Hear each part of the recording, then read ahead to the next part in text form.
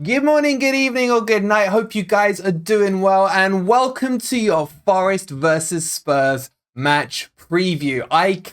This has been the game I've been waiting 23 years for. As you saw in the preview, it's me versus my brother. We always beat Spurs in the Premier League. I remember the glory days. I remember Roy scoring that beautiful chip goal. I remember in the FA Cup where Ian Woan smacks those free kicks in against Ian Walker.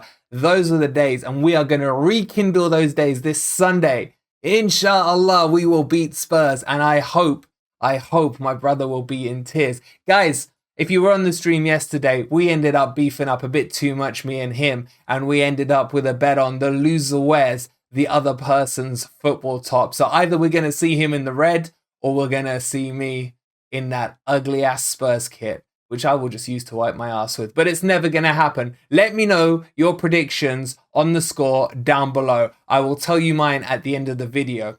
In today's video, guys, I am going to go through my predicted Forest team. It literally took me about 2 hours to come to a decision on it, and I still want to change my mind about 4 or 5 times. As well as that, we will go through Spurs' weaknesses, so I can show you where Forest can exploit them, and there are opportunities and ways that Forest can win this game, and I will talk you through it. Before we do all that though, please don't forget to give the video a quick like. If you're new here, subscribe to the channel, put your notifications on. If you would like to become a member, just hit the join button. It's 99p for a silver membership. It supports the channel more than you guys know. And also you get all the perks, including all the Forest emojis that you can spam during the watch along, which we will have for you from 3:30 on Sunday. On top of that, go check out the merch store. In Cooper, we do indeed trust. But with all that said, let's get into it. I'm so excited to do this one. This is the big match for me. Let's start by looking at my predicted team. All right, so let's jump into the full screen and debate this. And guys, this is going to be a hell of a debate. This is just my predicted team. I want your opinions in the comments below or in the live chat during the premiere, just to let me know, what would you do? Do you agree with me? Do you disagree with me? To be honest, I don't know if I agree with myself right now, so I'm expecting some good, insightful information from you guys. Now, I have to start with tweak the formation slightly. Normally, we go in a 3-5-2. I've changed it to a 3-4-2-1. So, in essence, you're going to have the 3 centre backs. The 2 wing backs will be as they are. And then you're going to have 2 in the middle, but I'm dropping 1 striker to bring in Morgan Gibbs-White to play as a double 10 in behind Johnson. I just think it sounds pretty exciting. I did like the link-up play. When Gibbs-White came on against Everton, he made the whole team look alive, including Lingard. Lingard started to fire a bit up as well, and I think Cooper will want to reignite that. So I can see Gibbs-White and Lingard playing in behind Johnson, with potentially Gibbs-White dropping into a CM as well when we're defending, so that it gives us 3 in the middle so we don't get overloaded. And then we would end up with a 1-1 in front with Lingard playing in behind Johnson. Something like that. So that was debate 1. Will the formation change? He may not change it, and he may stick with Uwoni or Dennis up front. And if he did that, I think Lingard should be the one to be dropped and Gibbs-White plays in the hole. Let me know if you agree or disagree with that. But I just got a feeling, Gibbs-White has to play, and I think Lingard has to play as well, with the experience at this level against this caliber of opponent as well. Now, in the midfield, this took me about half an hour to come to Mangala and O'Brien, and I'm still not sure or convinced Mangala is fully fit. I think, I've been looking at the training pictures today that have been released. He's been in none of them. If you haven't seen them, go to Twitter, follow me. Well, just follow me anyway. It's at Wolverine8125 on Twitter. But you'll see that there's no pictures of Mangala on the training pitch. There was nothing mentioned in Cooper's press conference, which I was listening to attentively as well, about the injury. So I don't know. If Mangala's fully fit, I think he will play. And I think he will play alongside O'Brien. Now, ideally, if it was up to me, I think I would go with Freuler and either Yates or Mangala as the partner there. I think Freuler's going to be a huge player for us this season. And I really want to put Yates into this team, but I just can't find a way to put him off the start. I think he's going to give us those breaking runs, late runs into the box or shooting from the edge of the box that O'Brien and Mangala can't provide. But if he does go with the double 10, it makes more sense to put Mangala and O'Brien in that anchory double pivot role where they can really break up the play and bring to life Gibbs, White, and Lingard. Guys, this is so tough, so tough. I hope you're still with me on it. I hope you're understanding my logic behind it. But just let me know if you're agreeing or you've got your own thoughts on how it should be. So that's how I'm lining up the front 2-4-5. When we get to the back five, I've taken Cook out and I've put Coyote in. Now, Coyote was used against Grimsby. He was used in a bit of a cameo role against Everton as well. He's a monster in terms of, I think he's 6'5". Cook's no slouch in terms of height, but with Kane being, pretty good, as they say, in the aerial dominance, I think Coyote will come into the middle to annul that factor and keep an eye on Kane. That brings us on to the issues on the wing backs, because you're gonna have Kulusevski for Spurs, and you're gonna have Wayne Son on the other side, which obviously Worrell is gonna have to step up and take him out the game. So it's gonna be interesting to see how we cope with that challenge. But I think that's how the lineup will be. Maybe he does go with Cook for the experience in the middle. I can't see it. I just think Coyote makes more sense in that one, and obviously Dino in goal. I mean, you don't even have to mention him. Let me know if you agree or disagree with that team, and let's go and have a look at where I think we can get in on Spurs and beat them quite comfortably at the City Ground. All right, what I want to do now is run through where Spurs have clear weaknesses and where Forest can potentially exploit them. And it's all to do with the organisation of this Spurs team as a unit. Now, I know Conte is a stickler for getting drills done and getting everyone organised and in place. But Spurs are Spurs, and they tend to fall back into their routines. And what I mean by that is they switch off a little, or they go the complete opposite way and listen like regimented soldiers and don't adapt to what's happening in the game. And this one here is the perfect example. This was the Koulibaly goal against Chelsea from the corner. Corner's going to come in from here towards the back post, somewhere in and around here, which if you guys have seen the goal, you'll know exactly what I'm talking about. But what I want to talk about is the setup the Spurs have here. Now, it's clear to see they're going for a zonal marking position. But what they've done is they've ended up overloading the front post here with 5 players who are marking essentially no one. You can see that there are 1 or 2 Chelsea players here, 1 there. So there's only 3 in the box. But what Chelsea create here nicely is a 3-on-1 overload towards the back side of the penalty area. And what that will allow is Koulibaly to completely be free to score the goal. So if we move this on a frame, let's just clear off my funky lines here. And if I show you what happens next, you can see this is from a different angle. It's the same scenario, 1, 2, 3, 4, 5, marking, and then these are all at the front post. If we draw a line there and just box this off, you can see within this area here, there's 5 players marking 1 at the front post. It's a complete overload. And what Spurs have done has been, they've been told to get into this zonal shape, and then they just haven't adapted to how Chelsea have set up against them. And you can see there's a line of 3 in the middle, with 1 in front of them from Chelsea, and already they've got an overload here against the 3 Spurs player. And you can say Son is pretty much doing nothing there at all because he's on the wrong side of the players. Son should really have kind of peeled off back here.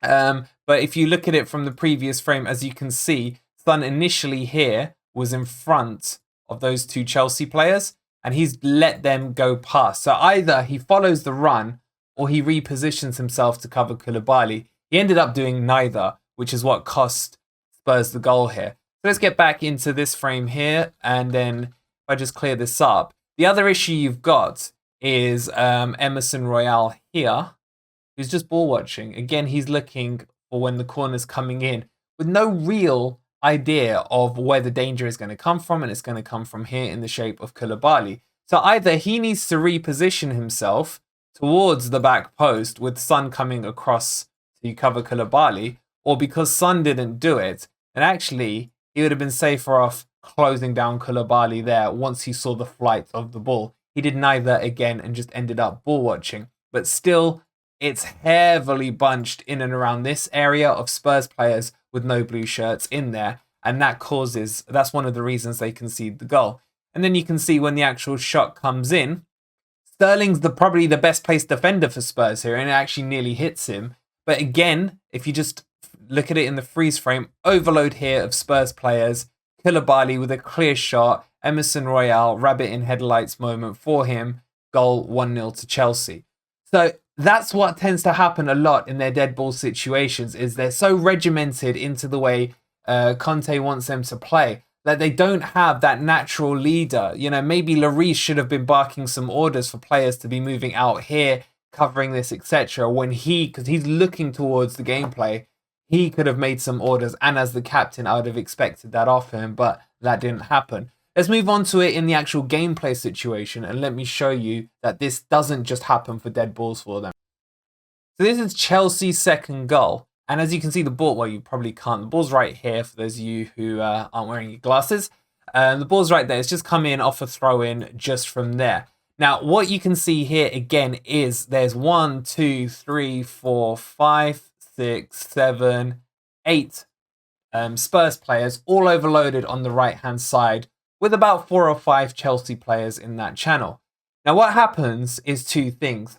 I mean, firstly, look at the space in this side of the channel. Now, yes, the ball is on the right-hand channel. You do expect there to be some kind of overload, but the danger signs are there. You can't leave Reece James with this much room and Sterling this free in the middle as well. And it's just completely unbalanced. And what happens when we move it forward? The ball gets lumped down the line a little bit here, as you can see, and then Koulibaly has stepped into high press. And this was brilliant play by him because he was able to dispossess, I think it was Kulusevski or Richarlison, I can't remember. I think it was Kulusevski actually off the top of my head. He's able to dispossess him high into the Spurs half and get the ball turned over. Now, what you can see, or can see the lack of, is the reaction from the Spurs players as the ball had gone up the field anyway. You can still see you've got 1, 2, 3, 4, 5, 6, 7 Spurs players all behind the ball, and look, 4 or 5 of them still within the line of their own box. So they haven't even tried to push up to get that offside line a bit higher up. And what that causes is complete chaos and disorganization as well. He hasn't come out to pick him up. He isn't covering this, and the centre-back hasn't returned in there to reshape them correctly.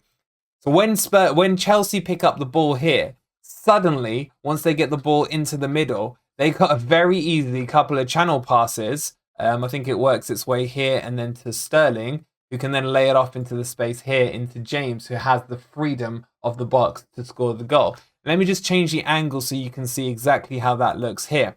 Now, if you look at the shape of it, if I just draw a line here through Sterling, or roughly through Sterling, you can see to the left here, there is only one Spurs player, one looking to close Sterling down, and the rest of the Spurs players, 1, 2, 3, 4, 1, 2, 3, 4, 5, 6, 7 are all on the right-hand side, completely out of play, completely cut off from the play, and the ball's already with Sterling here, as you can see in the picture. Like I said, all he has to do is play the ball across to Reece James. He's taken out the centre-back here, and it's an easy finish for Reece James. So Spurs do tend to do this a lot. Now, it is part of their pressing game, and that's one of the reasons they do it, but they don't tend to switch off from this and get back into shape quickly enough. And this just kind of reiterates, when the ball comes across here for James, there is absolutely no one on this side of the pitch with him. He's completely free to do as he likes with. And this is with Perisic on the pitch now. Now, Perisic I do rate a lot. However, mobility isn't one of his greatest assets anymore. At his age, he's obviously lost a yard or two of pace. So we can exploit this channel here. And we've got a better player here in the likes of Brennan Johnson or even Nico Williams doing the overlap. And I'll come on to how Forest can work it in a second. But I hope that kind of just makes sense to you guys, that it's clear to see that Spurs do need to, if they want to have a chance in this game, be a bit more organised in the way they split the ball over, etc. So let's move on. Okay, so if we mix the teams up and roughly have a look at how they will line up, Spurs, as I've mentioned, like to play in a 3-4-3. And what this will mean, a bit like the the Everton game, that the battle in the midfield should be dominated by Forest in and around this area here, because we should have 4 to 5 players choking them out in there. Now, what you'll probably find is that Kane will come in from the deep here and drop here, almost sometimes playing like a false nine. But what Spurs really like to do is use the width and get the overload on the pitch with the likes of Kulusevski and Emerson Royale overlapping. Who knows, guys? We may end up seeing our boy Jed, our Jed in this one, but I somehow highly doubt that. So you'll probably see the likes of Emerson Royale getting ahead of Kulusevski there, and then Son standing somewhere in and around here to create the overload in the space. And the same will happen down here with Perisic looking to make the overload in behind Son. And this left side is the more dangerous side for sure for Spurs. So Worrell is going to have a lot to do to make sure that he's on top of it positionally and with anticipation as well to make sure that there's no mistakes. He's got to be completely switched on. The way Forest can do this, I actually feel that in this game, I wouldn't mind too much if Forest were to sit back a bit and maybe tuck in the 6 and 8 here if it's Mangala and O'Brien to allow the likes of Bentancur and Højbjerg to come forward. What that will do is force Spurs into a slightly higher line, and then we've got the three amigos, shall we say, here. Now, we need to do this probably more so on the right-hand side for us rather than the left, because we can overload with pace down this side. So if we're going to get Gibbs-White maybe here, Lingard playing on the left, and Brennan Johnson there, as I always keep saying, and it doesn't change game in or game out, Brennan Johnson needs to pull the channel out here. If, of course, this is the team that we set up with, and then Gibbs-White can create the pocket with Mangala and O'Brien being really tight on Højbjerg and Bentancur as well. And that will allow the freedom for either Lingard or Morgan Gibbs-White, or potentially both, to dominate that midfield if we go with this formation with the double 10.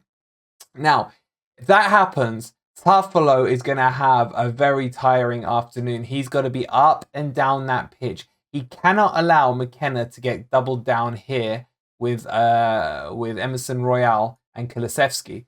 And nor can the same happen down this channel, as I was saying a minute ago, with Perisic and Son.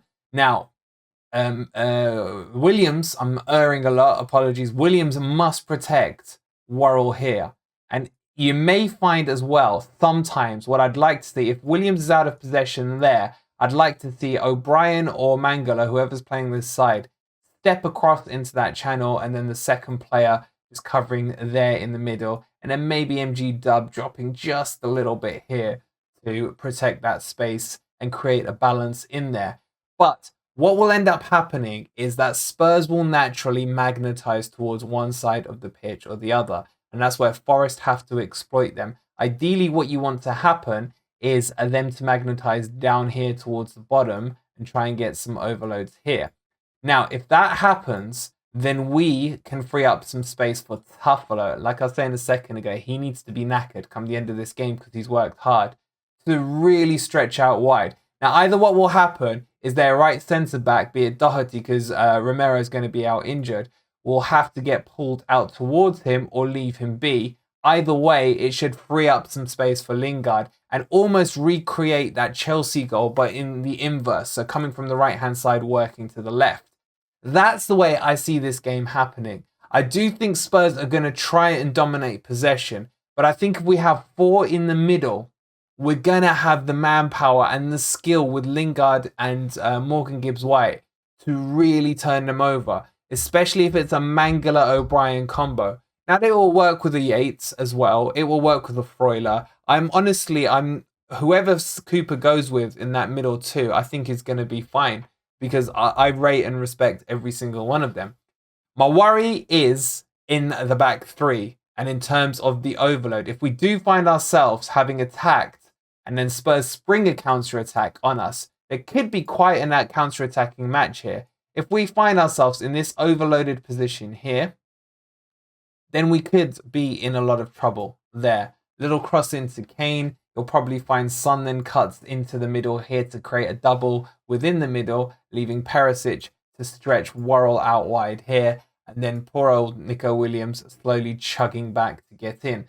So there's going to have to be 100% effort at 100% of the time from the guys on the pitch. They cannot let Spurs overload us in the wide areas. We should be able to dominate the middle, just by the sense and the sheer fact that we got the numbers over them.